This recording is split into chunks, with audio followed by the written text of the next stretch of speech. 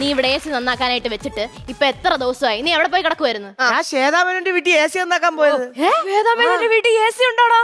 ഇല്ല, അവര് തണുക്കാൻ വേണ്ടി കിണറ്റിനകത്ത് ഇറങ്ങി. നീ വേഗം ഈ AC ഒന്ന് ശരിയാക്കിയാണ്. ഭയങ്കര ചൂട്.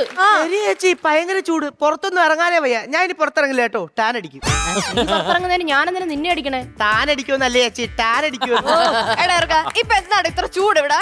ഓസോമാളിയൊക്കെ ഇടിഞ്ഞു പൊഴിഞ്ഞ് താഴ്ത്തേട്ട് വരികയല്ലേ. അതങ്ങനെ നിനക്കറിയാം? ചേച്ചി ഞാൻ പറഞ്ഞ വിശ്വസിക്കൂല. അത് നിന്റെ സ്വഭാവം കൊണ്ടാ. ചേച്ചി, ഞാൻ ഇവിടത്തെ പണിയും കഴിഞ്ഞ് പുറകിലത്തെ ടാപ്പിന് ചൊട്ടി കുളിക്കാൻ പോയപ്പോഴേ എന്റെ നെറുകം തലയിൽ ഈ നീളത്തിലുള്ള നീല ഓസോമ്പാളിയെ വന്ന് വീണത്. എടാ അതെന്റെ അണ്ണന്റെ പഴയ നിക്കറാടാ. നിക്കറായിരുന്ന അതിലെ വിള്ളല് കണ്ടപ്പോ ഞാൻ വിചാരിച്ചു ഓസോമ്പാളി. നീ അവളെടുത്ത് ഈ കള്ളക്കഥയൊന്നും പറഞ്ഞോണ്ടിരിക്കാതെ എന്റെ മോ എനിക്ക് വേണ്ടി വാങ്ങിച്ച AC നന്നാക്കടാ. അയ്യോ, ആര് പറഞ്ഞ്?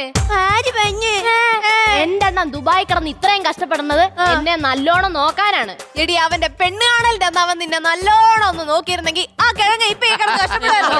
അല്ല മാമി, ചേട്ടന് ദുബായി ഭയങ്കര കഷ്ടപ്പാടാണ്. മക്കളെ നീ ഇത് കേക്കണം. എന്റെ പാവം മോനെ അത് ഗൾഫിൽ കിടന്നോണ്ട് അറബിയുടെ ചാണകവും വാരി ഒട്ടകത്തിന്റെ തെറിയും കേട്ടാ ജീവിക്കുന്നു. എങ്ങനെ? അറബിയുടെ തെറിയും കേട്ട് ഒട്ടകത്തിന്റെ ചാണകവും വാരിയാ ജീവിക്കുന്നത്. ഇപ്പഴാ ശരിയായതല്ലേ, ഞാൻ വിഷ്വൽ ചെയ്തേനെ. കളിയടാ.